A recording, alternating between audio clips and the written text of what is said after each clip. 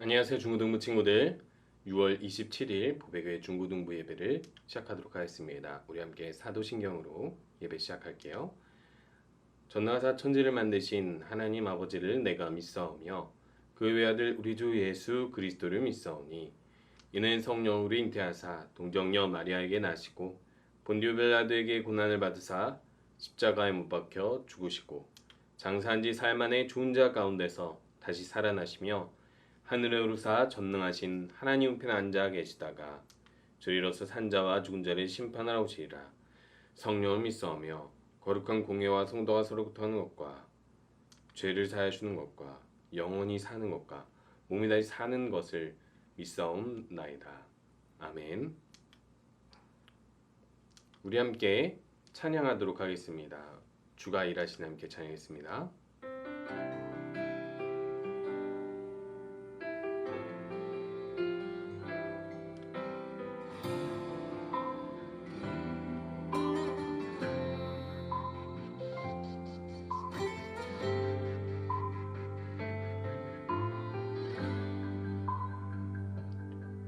날이 저물어 갈 때 빈들에서 걸을 때 그때가 하나님의 때 힘으로 안 될 때 빈손으로 걸을 때 내가 고백해 여호와 이래 주가 일하시네 주가 일하시네 주께 아끼지 않는 자에게 주가 일하시네 주가 일하시네 신뢰하며 걷는 자에게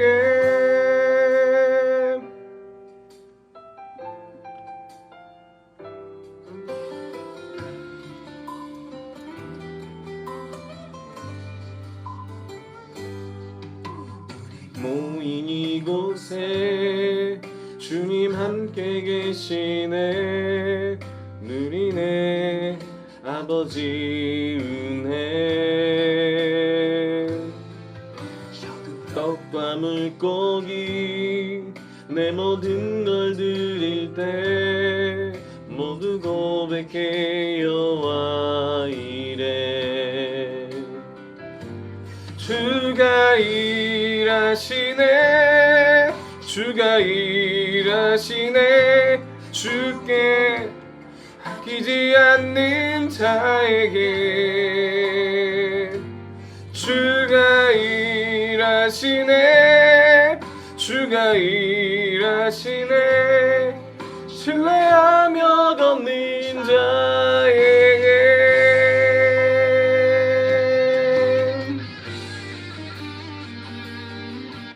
우리 함께 기도하는 시간입니다. 이 시간 하나님께서 주신 은혜를 생각하면서 감사 기도를 드리시고 우리의 죄를 하나님께 고백하며 회개하는 시간 또 말씀으로 이 예배 시간에 변화될 수 있도록 함께 기도하도록 하겠습니다.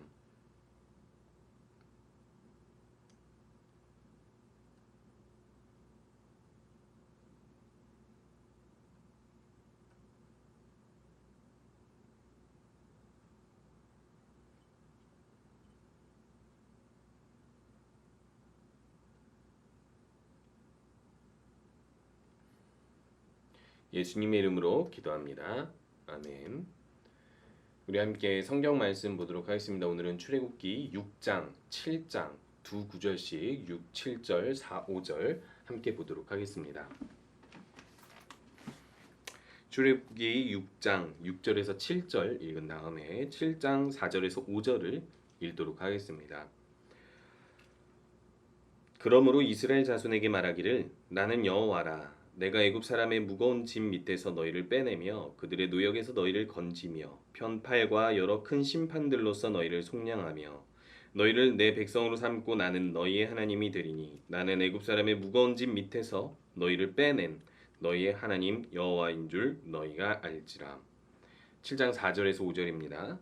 바로가 너희의 말을 듣지 아니할 터인즉 내가 내 손을 애굽에 뻗쳐 여러 큰 심판을 내리고 내 군대 내 백성 이스라엘 자손을 그 땅에서 인도하여 낼지라. 내가 내 손을 애굽 위에 펴서 이스라엘 자손을 그 땅에서 인도하여 낼 때에야 애굽 사람이 나를 여호와인 줄 알리라 하시매. 오늘은 진짜 하나님을 알게 될 때라는 제목으로 말씀을 전하도록 할 텐데요. 우리 친구들 오늘도 말씀을 들으면서 분명하게 기억하고 또 깨달아야 할 것이 있습니다. 여러분 지금 이것은 단순히 온라인 영상 그리고 고성우 목사님의 설교를 듣는 시간이 아닙니다. 예배란 하나님께 나의 모든 것을 영혼으로, 마음으로 그리고 나의 몸으로 드리는 시간인데 하나님이 정말 살아계시고 또 하나님이 정말 우리의 예배를 받으시는 분이라면 온라인 영상을 통해서 예배드리는 이 시간도 하나님께 진짜 살아계신 하나님을 믿음으로 하나님을 경외하는 마음으로 하나님께 예배를 드리셨으면 좋겠습니다. 여러분 가끔 혹시 이런 생각해 보신 적 있지 않습니까? 하나님 정말 있을까? 그리고 또 하나님이 있다 하더라도 정말 천국과 지옥이 있고 그리고 또 우리의 기도를 들어주실까? 반대로 하나님이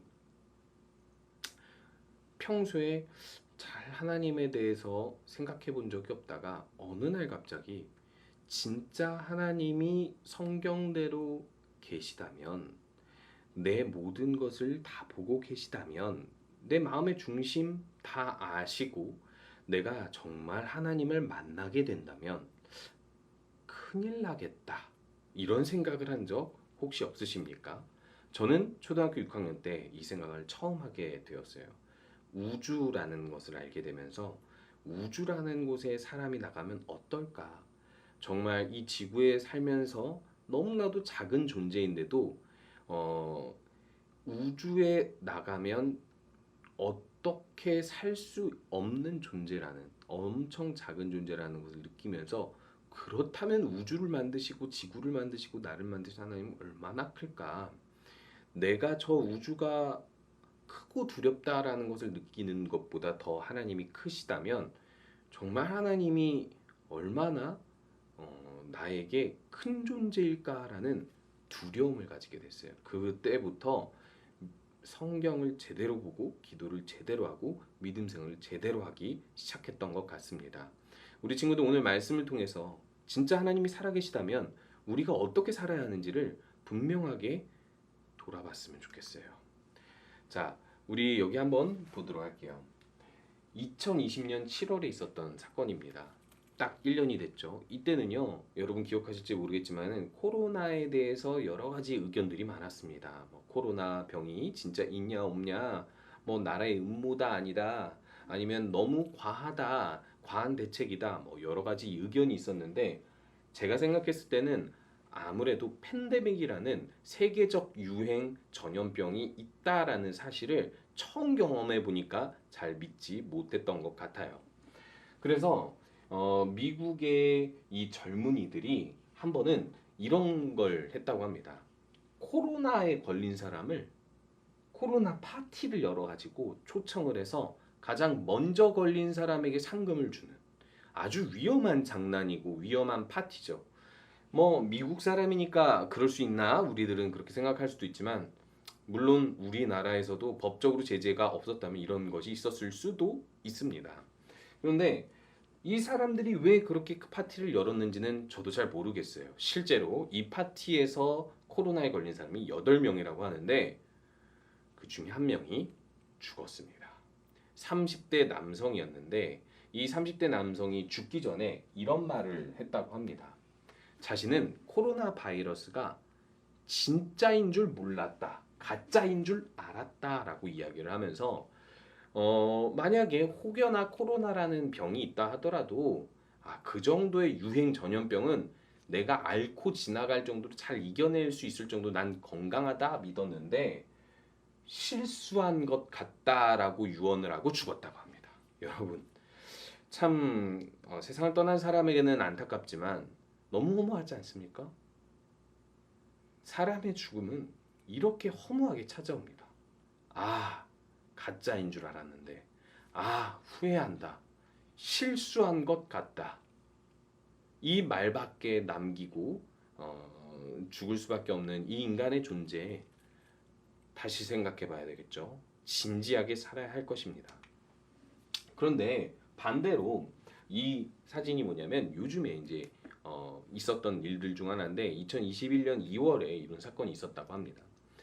멕시코 지방 쪽에서 이 백신이 이제 나오기 시작한다고 하면서 백신이 이 귀하고 흔히 구하지 못한다고 하니까 먼저 백신을 구해서 판다라고 하는 암암리에 판매하는 조직들이 있었어요. 그런데 이 사람들이 진짜 백신이 아니라 가짜 백신을 가지고 의료계에 뿌렸는데 실제로 어떤 한 병원에서 이 가짜 백신을 80명에게 주사하는데 100만 원에서 200만 원 정도의 요금을 받고 주사했다고 합니다. 이 80명의 사람들은 한마디로 사기를 당했겠죠. 다행히도 그 안에 있었던 물질이 이 몸에 해가 되지 않는 물질, 뭐 주름 개선제라든지 아니면 뭐 영양제라든지 뭐 그런 것들이었겠죠. 다행히 그랬다고는 하지만 이 사람들은 얼마나 간절한 믿음이 있었을까요? 아, 내가 남들보다 빨리 백신을 맞을 수 있고 백신을 언제 맞을지 모르는데 야, 100에서 200만 원만 내도 나는 백신을 맞을 수 있구나. 이런 믿음으로 80명이 진짜 백신인 줄 알고 맞았는데 결국엔 뭐였어요? 가짜였어요. 여러분, 이 세상에 그런 일들이 너무나도 많습니다.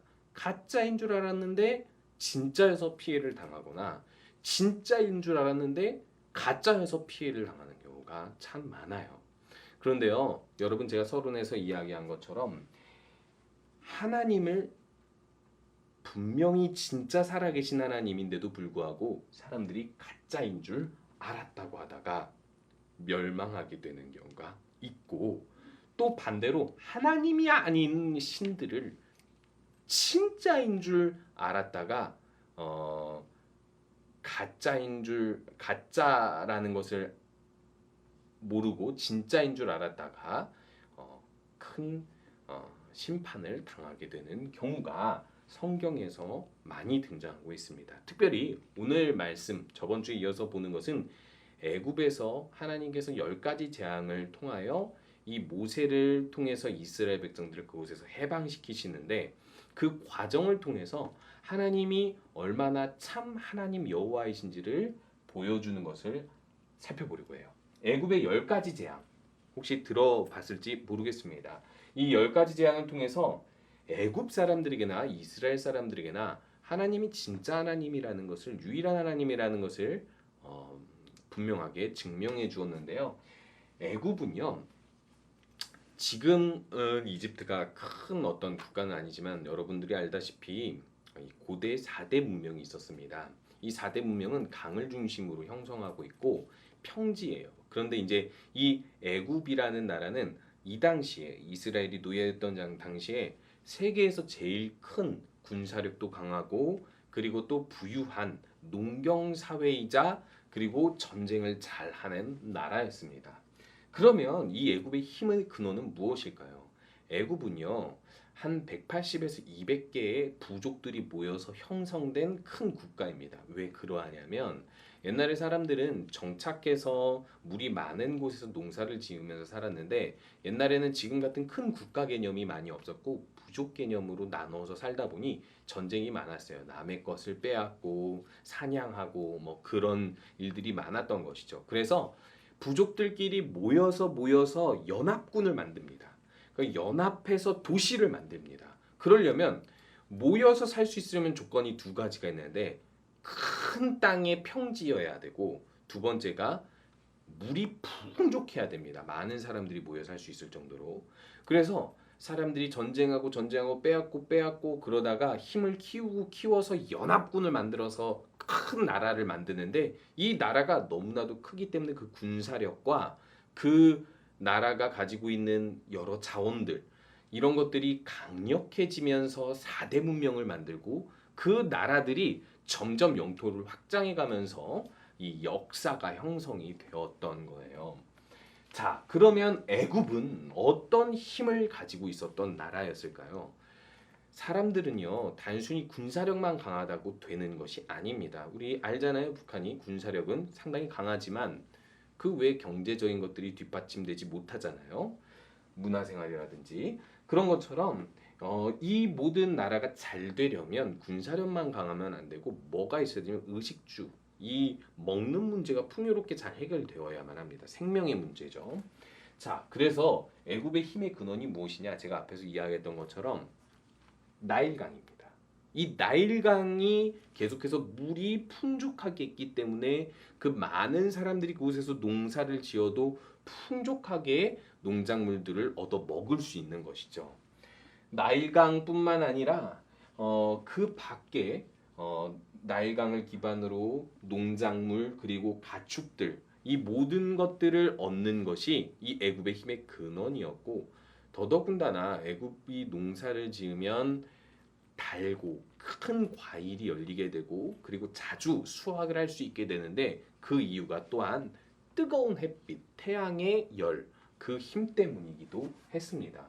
그런데요, 이 애굽에 나타난 10가지 재앙은 이 모든 애굽의 힘을 다 무력화시키는 것이었어요. 나일강이 피가 되고요. 그리고 메뚜기 떼와 우박으로 인해서 농작물이 파괴되고 전염병이 돌아서 가축들이 죽어나가고 그리고 심지어는 흑암재앙, 해를 가리고 해가 갑자기 없어지고 흑암이 이제 오게 되면서 흑암재앙이 나타나게 되는데 그것으로 인해서 이 애굽이 순식간에 힘을 잃어버리는 때가 오게 되는 것입니다. 이걸 통해서 이 10가지 재앙을 통해서 이 애굽 사람들은 무엇을 알게 되냐면 우리가 진짜라고 믿어왔던 힘이 사실상 언제든지 빼앗길 수 있는 것들이구나 라는 것을 알게 되면서 누구를 알게 되냐면 모세가 이 재앙 때마다 하나님이 이런 재앙을 주실 거야 라고 이야기했기 때문에 이들은 이스라엘이 믿는 하나님이 진짜 하나님이구나 라는 사실을 알게 되었던 거예요. 그런데요, 이들은 이 힘의 근원인 자연, 나일강이라든지 그 모든 것들로 인하여서 뭘 믿게 되냐면 신을 믿게 됩니다. 옛날에는요, 다신론 사회였고 신을 믿을 때 보이는 것과 경험하는 것을 함께 증명되어야지 그 신을 믿었어요. 예를 들어서 비가 내려요. 비가 내려서 농작물이 잘 돼요. 그러면은 비가 내리는 신이 있다라고 이야기합니다. 그러면은 비가 내리는 신은 비가 내릴 때 자신의 존재를 증명해 보인 거예요. 지금 생각하면 어리석은 거지만 그 당시 사람들은 그렇게 믿었던 것입니다. 왜요? 자연의 힘이 너무나도 강력하고 인간을 뛰어넘는 자연의 힘으로 말미암아 인간이 생존할 수 있기 때문에 이 자기보다 뛰어난 자연의 힘을 보고 각각의 신들을 만드는 거예요. 산에도 신이 있고 바다에도 신이 있고 비에도 신이 있고 뭐 별의별 신들이 다 있는 겁니다. 그래서 앞에 나왔던 이 10가지 재앙, 이 나일강이라든지 가축 그리고 농작물 이 모든 것에는요 신이 있었습니다. 신이 하나 둘이 아니라 진짜 뭐 10개가 넘는 신들이 있었어요. 그런데 그 신들에게 이들은 빌었습니다. 농사가 잘 되게 해주세요. 자녀를 많이 낳게 해주세요. 나라가 부강하게 해주세요. 비가 내리게 해주세요. 여러 가지 그것에 맞는 신에게 기도드리면 무슨 일이 벌어져요? 막 나일강이 막 범람해져서 물이 많아지기도 하고 비가 내리기도 하고 막 가축이 새끼를 많이 낳아서 풍요로워지기도 하고 그러면서 이들은 가짜 신들을 만들어서 믿고는 애굽을 이들이 지켜준다고 강력하게 믿어왔던 거예요. 그런데 이거를 하나님께서 무력화시킴으로 인해서 이들은 진짜인 줄 알았던 신이 가짜라는 것을 알게 됩니다. 물론 가짜라고 완전히 믿지는 않았을 수도 있어요. 그냥 자기들의 신이 패배했을 뿐이다. 이스라엘의 하나님이 물러가면 다시 우리 신들이 우리를 지켜줄 거야 라고 믿었을지도 모르죠. 그런데요, 이거를 우리들은 우상이라고 말합니다. 가짜 신. 신이 아니지만, 진짜가 아니지만 사람들이 진짜라고 믿고 섬기는 가짜 신. 이것이 바로 우상입니다. 하나님께서는 이 우상이 가짜라는 것을 확실히 보여주면서 뭘 보여주신 거냐면 이 세상의 하나님은 나 하나야. 유일한 하나님 여호와가 참 하나님이야라는 것을 애굽 사람들에게 보여주셨던 것입니다. 그래서 하나님께서는 진정으로 자신이 하나님됨을 보여주었는데도 불구하고 애굽의 바로 왕이 이스라엘을 보내주지 않자 하나님께서는 뭐라고 생각하셨겠어요? 야, 내가 이렇게 너희들의 힘을 무력화시키고 너희들의 신을 무력화시켰는데 내가 진짜고 니네들이 믿는 신은 가짜라는 것을 확실히 증명해 주었는데 그래도 안 믿는구나. 마지막 수를 씁니다. 그게 10번째 재앙인데 바로 애굽의 장자들이 모두 죽고 하나님께서 명령하신 대로 어린 양의 피를 문설주에 바른 이스라엘은 그 누구도 죽지 않는 너무나도 확연하게 생명을 주관하시는 하나님이심을 보여준 거예요. 애굽의 각 가정마다 장자가 한 명씩 죽었다고 생각해 보세요.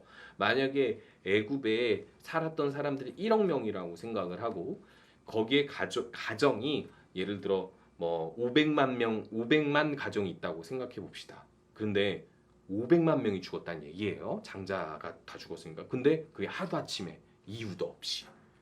이걸 누가 예언해요? 하나님이 예언하시고 애굽은 다 죽었는데 이스라엘은 살았어요.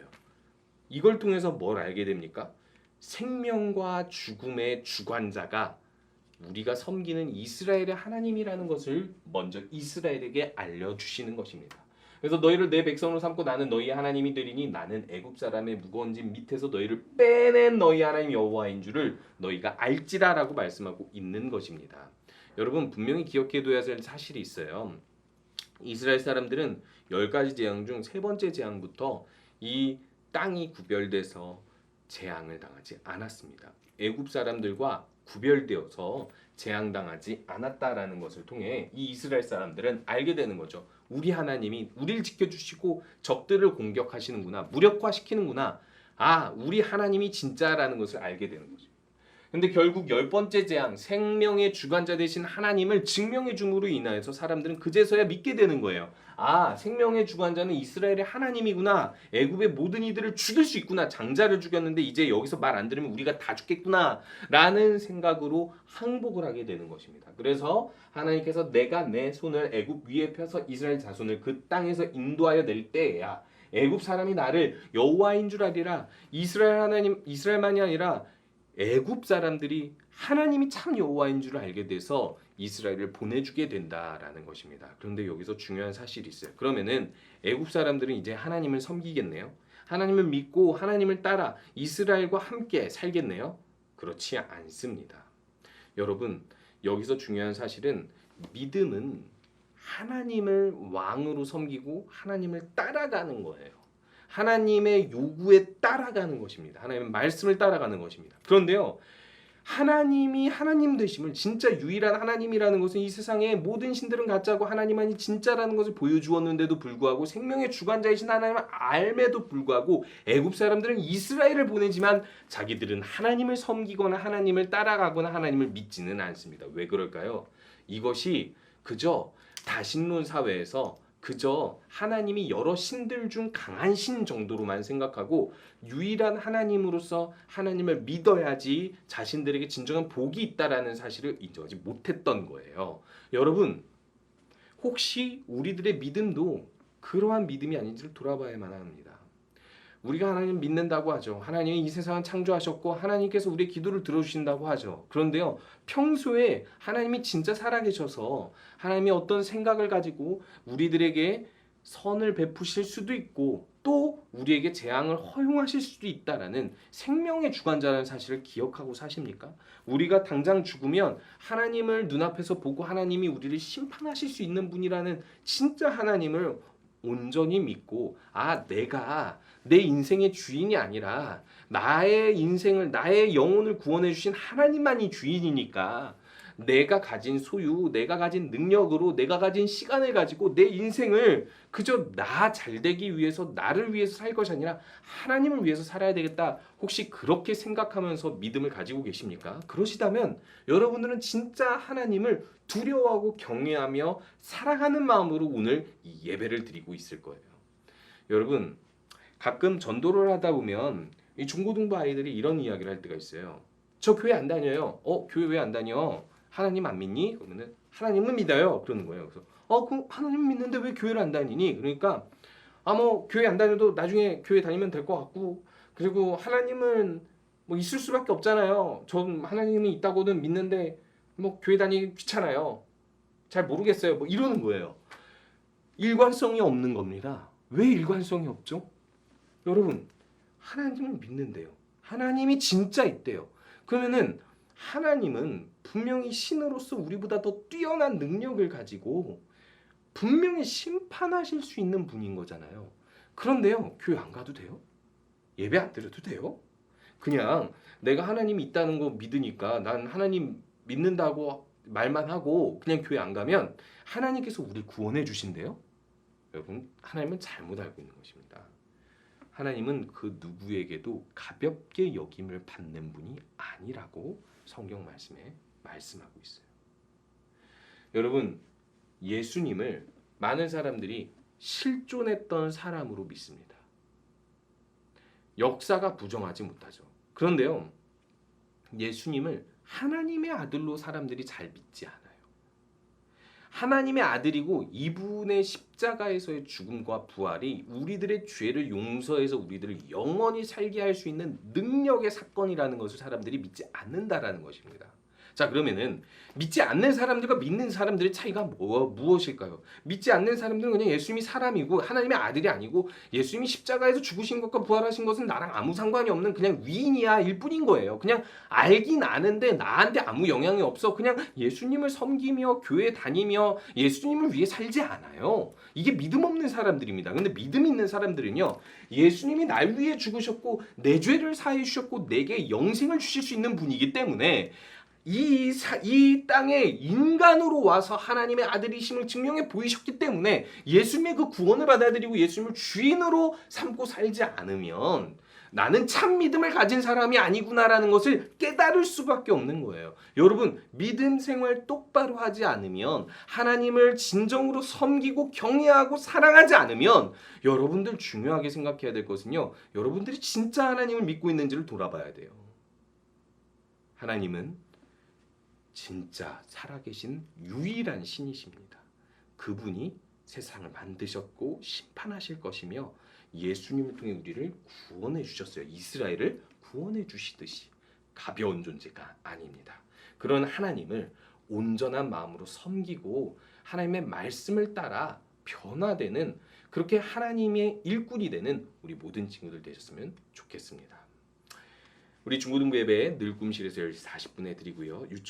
유튜브로 예배 드리는 학생들 가정에서도 동일하게 예배 드리셨으면 좋겠습니다. 우리 함께 주기도문으로 예배 마치도록 하겠습니다. 하늘에 계신 우리 아버지여, 이름이 거룩히 여김을 받으시오며 나라가 임하시오며 뜻이 하늘에서 이루어진 것 같이 땅에서도 이루어지리이다.